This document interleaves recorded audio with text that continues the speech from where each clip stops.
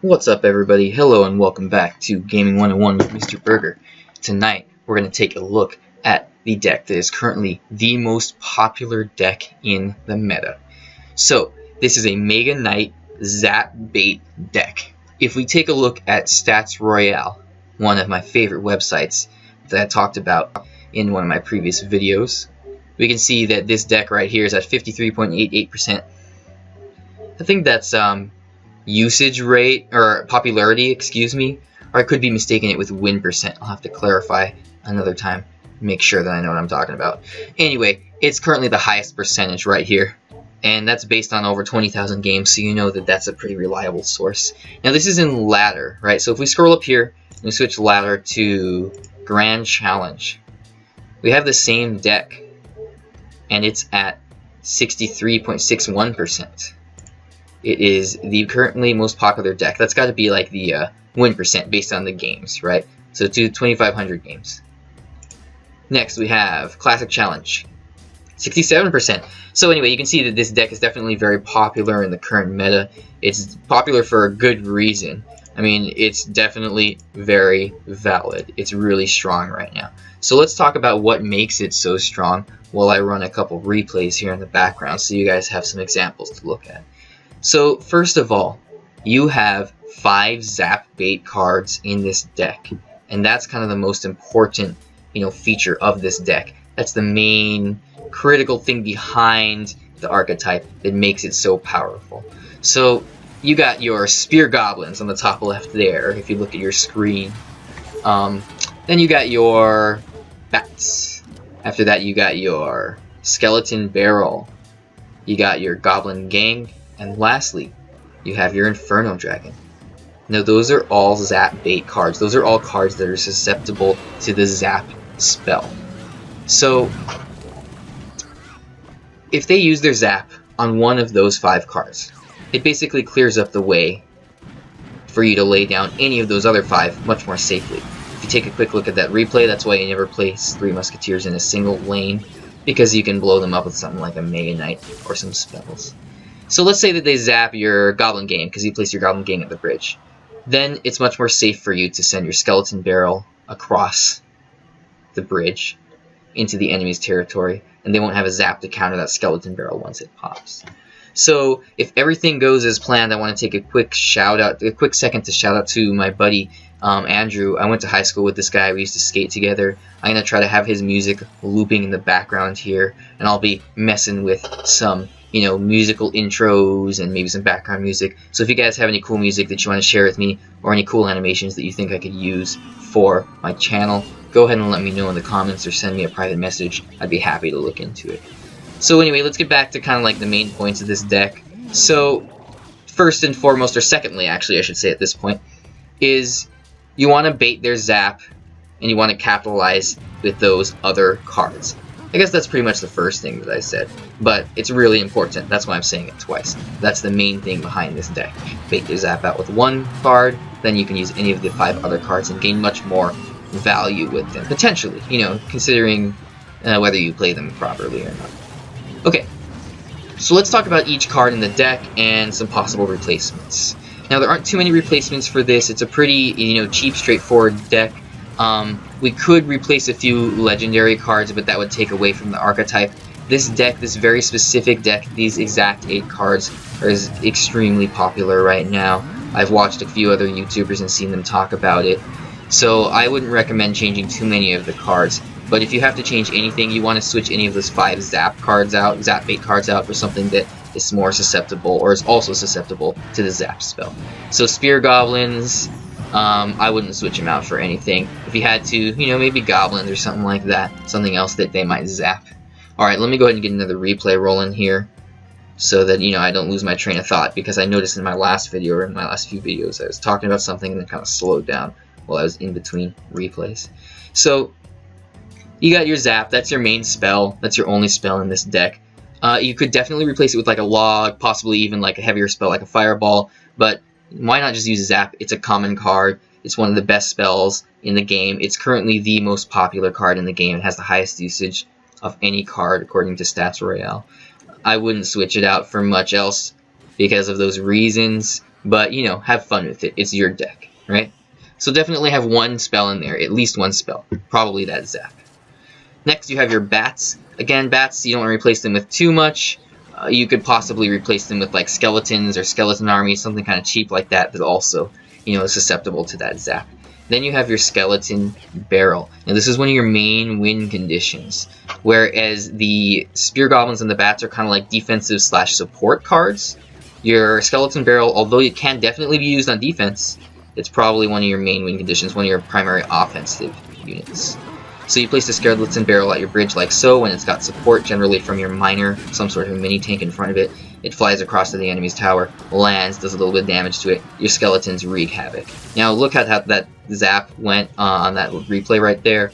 He zapped all my skeletons. It worked out perfectly for him, so he timed it very well. That being said, Skeleton Barrel at this point is still a relatively new card, so some people will miss their zap or their log. They'll use it too early because they don't know exactly how the mechanics of the Skeleton Barrel work. Remember, it has like a second-long delay after the pop before the skeletons actually appear, whereas a Goblin Barrel, as soon as the barrel lands on the ground, those goblins appear. Or a Battle Ram, as soon as the Battle Ram breaks, that ram turns into those 2 barbarians. Okay, so Skeleton Barrel, one of your main win conditions. Next, you have your Goblin Gang. Goblin Gang is, again, one of those major Zap-Bait cards. So you want to use that to kind of punish. You can use it on defense for sure. Take a look at my last video about, you know, where to place your cards defensively in a cycle deck, and you can use that same concept with your Goblin Gang.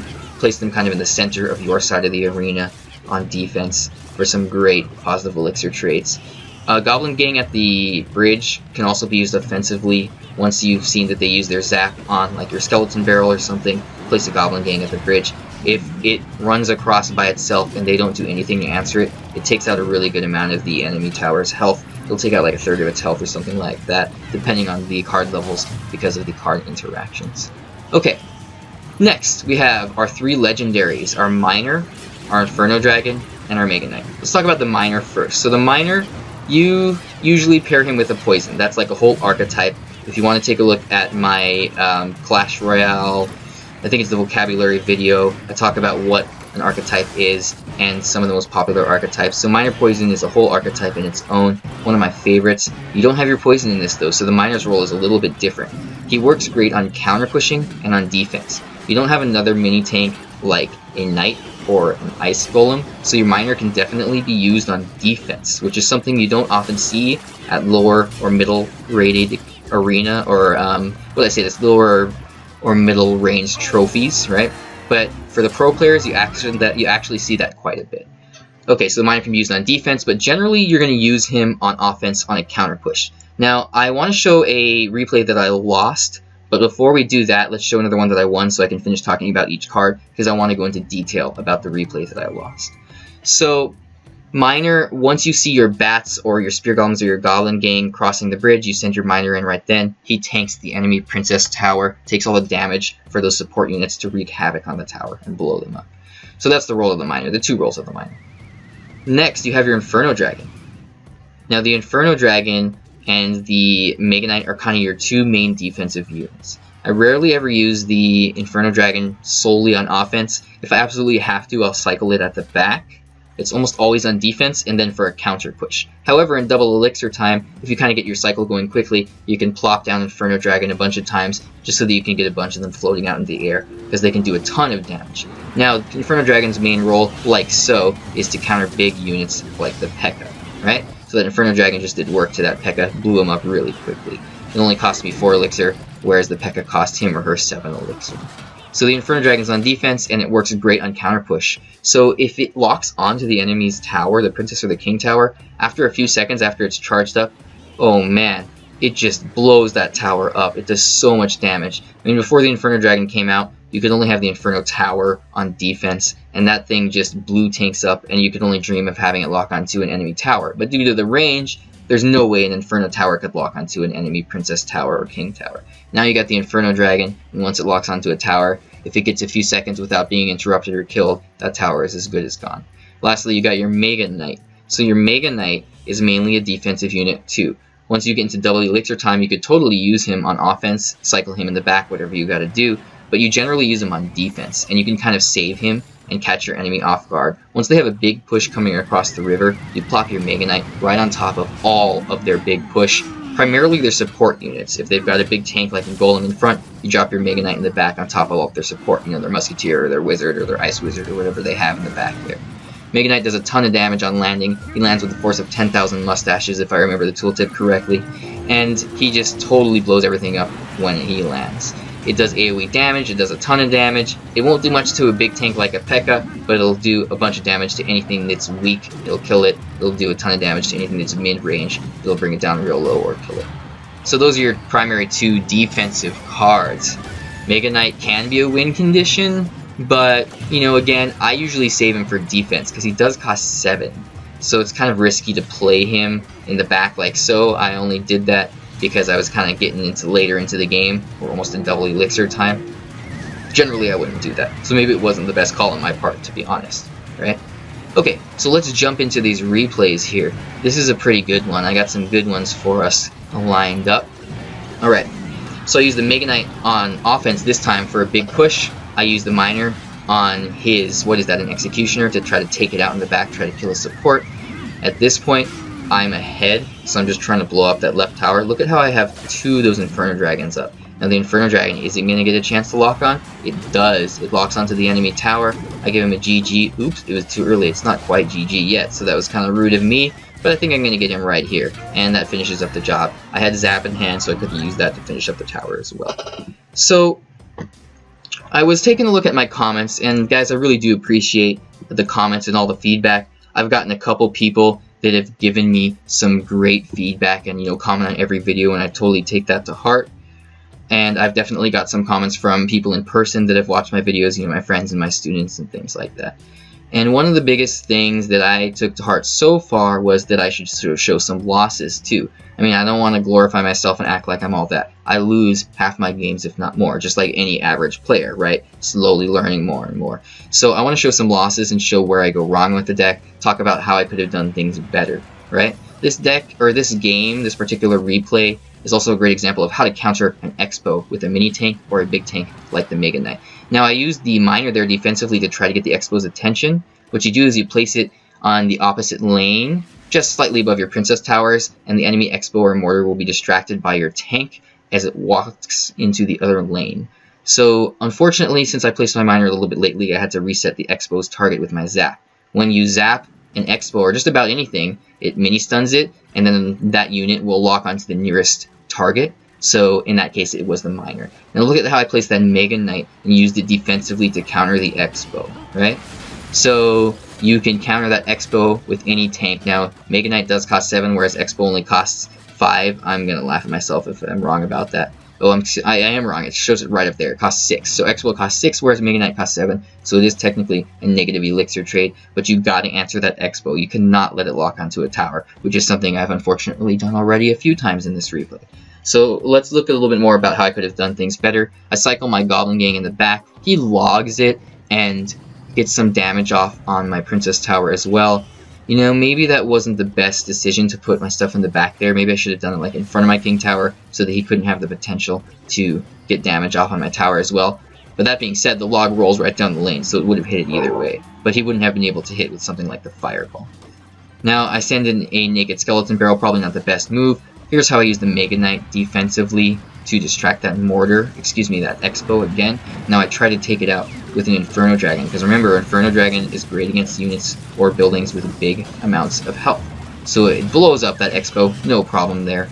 Job well done. I successfully defended that push. Unfortunately, I don't do so well later in the match.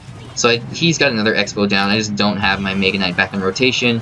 I place some other stuff down to try to distract it. I get the Mega Knight down, so it does distract the Expo again successfully. Those archers cross, though, get a little bit of chip damage, or do they? I use the Skeleton Barrel defensively to distract the archers, and then the Skeletons finish up the Expo. That was actually a really solid play right there. So although I lost, there's definitely some good plays in here. But of course, some places where I went wrong, I could have done a little bit better. So this is all tournament level standard decks, guys. So this is not, you know, one of those replays where I show where I'm out leveling the opponent. It's not really a fair match. These are definitely even matches because it's tournament standard level. Everybody's got the same level of cards. So the Expo, he places it down again. I got my Mega Knight once more to counter that Expo. Expo locks onto the Mega Knight. I'm trying to push on the left tower here. I haven't really selected one tower because I've kind of been playing defensively, so both the enemy towers have damage split across them pretty much. Alright. Inferno Dragon locks onto the Expo, but the Expo is just doing work on my tower. It's getting real low. At this point, honestly, I've probably gotten a little bit tilted, and I'm probably like a little bit like, oh man, I'm gonna lose this match. I kind of lose morale and don't make those smartest decisions. I don't have anything in time to counter that Expo, and it locks on, and I think that's GG for me, guys. He once again logs my Goblin Gang. Expo locks back onto my tower, and at that point I pretty much know that I've lost. Gives me a good game. That was nice of him. I do appreciate the good game at the end. It's annoying when people kind of BM you, but giving you a good game is, you know, good spirits, good sportsmanship. Okay, so the next replay that we're going to take a look at is this one right here. I got a couple good replays I want to walk through, and then I'll end the video. Alright, so this one is versus a, let's see what it is. It looks like a skeleton barrel, another Zap-Bait deck. It might be actually the deck that's very similar, if not, yeah, it's pretty much the same deck that I'm running. I think the only difference is that he's running Knight in the place of Spear Goblins. We could double check the replay a little bit later, or just kind of count the cards and look at what he has in his deck. So far he's got everything the same except Knight. Alright, I'm cycling stuff in the back. Okay, I send in that skeleton barrel. I combo it with a miner. Now the Princess Tower does lock onto my skeleton barrel rather than my miner. It's not too big of a deal because the skeleton barrel is going to blow up anyway. He's sending in his skeleton barrel with his Knight.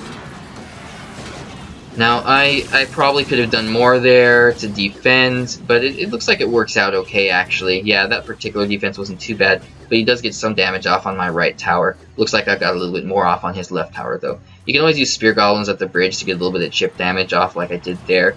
You know, the enemy does have enough time to react and do something to them, but oftentimes they won't want to waste any elixir against something that just does a little bit of chip damage and only costs 2 elixir. Alright, he sends in the skeleton barrel. I use bats to counter it. I use the Goblin Gang to counter his miner at the same time. He used the zap on my earlier card, so then he doesn't have the zap for the Goblin Gang, right? I believe it was on the bats, that's what it was on. Alright, I send in the miner, and that one Spear Goblin gets off 2 shots. That's not a lot of damage, but hey, chip damage is all you need for a deck like this, right? You just want a little bit of chip damage each time, get that one tower down for the win. I send in the Mega Knight offensively. I wonder what that was about. Alright, maybe I just got bored. Okay, bats again to counter the miner. Now it looks like I'm taking a bunch of damage on the right, but I do get a skeleton barrel successfully off on his left Princess Tower. He gets a good chunk of damage off. Once again, my damage is split between his 2 Princess Towers. Not necessarily the best option, but we'll see how I pull through. Okay, after this, got the Goblin Gang going in, getting some more chip damage off. Those Spear Goblins, man, they were buffed in a recent patch. I believe it was like 2 or 3 patches ago. So that buffs Spear Goblins, which indirectly buffs Goblin Gang, as well as the Spear Goblin Hut. Right? Because those all spawn Spear Goblins as well, and they're directly affected by that. Or indirectly, as I said, right? Okay. Looks like bad news for my Mega Knight, because I've got an Inferno Dragon coming towards it, but I use the bats to distract his Inferno Dragon. Regardless, he zaps it, but now he doesn't have zap for anything else, so I instantly place a Goblin Gang, because he doesn't have that zap to counter my Goblin Gang, and that's the whole point behind this deck. Now, I placed a Skeleton Barrel in the opposing lane, in the left lane there. He doesn't have zap still. Oh, actually, I'm wrong. He has it back in his hand. Just in time, he uses it. But I get some good damage off on the left. He says good game because he thinks he's going to win, but then my Inferno Dragon does the job and finishes it off. Alright, that was great. He gave me a good game too early, and that, my friends, is why you don't speak too soon. You don't want to spam your emotes too soon until you've actually won the game. I can't blame him. It looked like he got me, but man, that Inferno Dragon, as I mentioned earlier, once it locks onto a tower, it just blows it up. Alright, let's take a look at one more replay here. And I think that this is the last run that I won, the last match that I won. So, I mean, guys, I'm not too great of a player. I'm not boasting like I'm the best player. I only won like 5 or 6 matches with this deck, but I also only played 1 run with it. It's not a deck that I play very often, so if I spent some more time getting used to it, I could probably do a little bit better. That being said, there's plenty of pros and other people that have gone 12-0 in grand challenges with it. I've heard Clash with Ash recently started streaming Facebook tournaments, and he was saying that it's like one of the top, if like not the most played deck. He says like 11 out of the 20 top players are playing this exact same deck. So it's really popular. It's got huge potential. So you can probably play it better than me. Go ahead and send me some replays if you're interested. Alright, I got some damage off on his left tower here already. Send the miner in on the right, get some chip damage off. I gotta do something about that bandit, because bandit does a good amount of damage. They nerfed her dash, man. She was so strong before they nerfed her dash. She would have dashed to those goblins there. But because of where I placed them, it was within her minimum dash range. So, you know, she didn't even get a chance to dash and blow them up. So it takes her like 2 hits to take out the goblins. I send in a naked skeleton barrel on the left because I see him putting a P.E.K.K.A. on the right. The reason for this is, as I mentioned in a previous video, against heavy decks, you can counter push one lane when they have put a heavy unit in the opposite lane. It distracts them. He used his E-Wiz to try to counter my skeleton barrel, thus he doesn't have the E-Wiz to support his P.E.K.K.A. Now, he zaps my Inferno Dragon, but it still locks back onto the P.E.K.K.A, and that on top of the Goblin Gang take care of the P.E.K.K.A. However, the skeleton barrel does get across to my tower. It gets a good amount of damage off of it. Alright, I send in the wonderful combo of the skeleton barrel and the miner on the left, while the Inferno Dragon on the right is getting distracted by goblins. I mean, hey, at least it's taken some goblins out, so it's not completely useless. Plus, it already did its job on defense, so it's just something extra for the enemy to deal with now. I try to take the bandit out with my bats. It looks like the bandit gets the dash damage off. Ooh, look at how quick, or how far that bat jumped to bite her. That's pretty funny. Alright, I send the Goblin Gang at the bridge to put pressure on the right side with that same concept I was talking about earlier, how you want to counter the opposite lane when you see a big unit coming down one lane. Now, of course, I'm going to counter his P.E.K.K.A with my Inferno Dragon as usual. He already used his E-Wiz on the right, so he doesn't have the E-Wiz to go behind his P.E.K.K.A to counter my Inferno Dragon. So that's the whole reason you want to do that whole thing. And again, take a look at my other most recent video about countering heavy decks with cycle decks, and you'll get a better idea of that. Alright, at this point, I'm in double elixir time, or am I? Yeah, we're in double elixir. So I send in the MEGAKNIGHT offensively because I'm like, okay, I gotta get a big push going here. We've got 10 seconds left. I need to get that tower down. And it works out. Works out okay. Even though he uses a P.E.K.K.A, which is a heavy counter to the MEGAKNIGHT, it worked out fine because I just needed a little bit of chip damage to finish off that tower.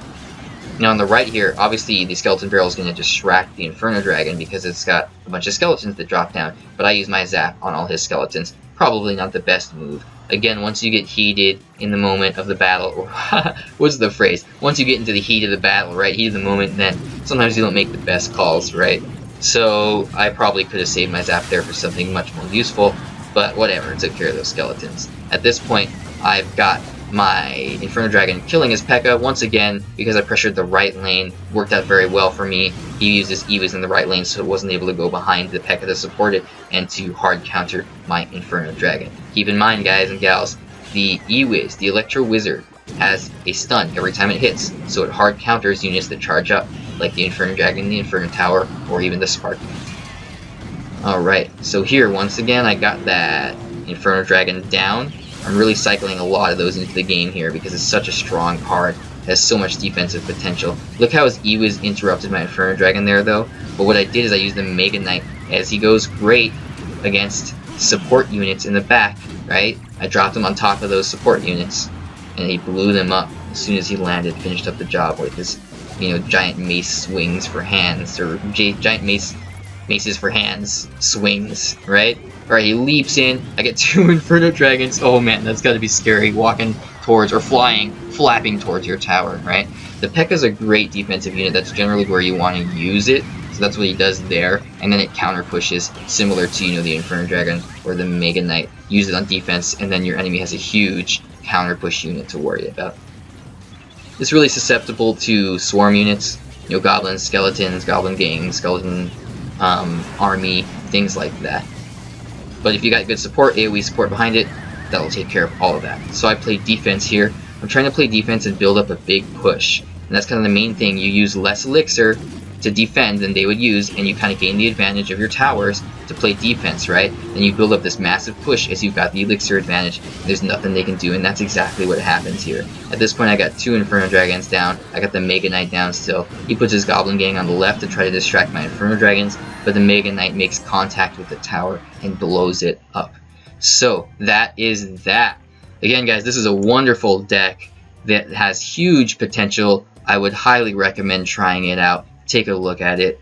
And take a look at my buddy's YouTube channel and his SoundCloud. He was generous enough to let me use his music in the background here. I will probably try to link that at the end here as well as earlier in the video.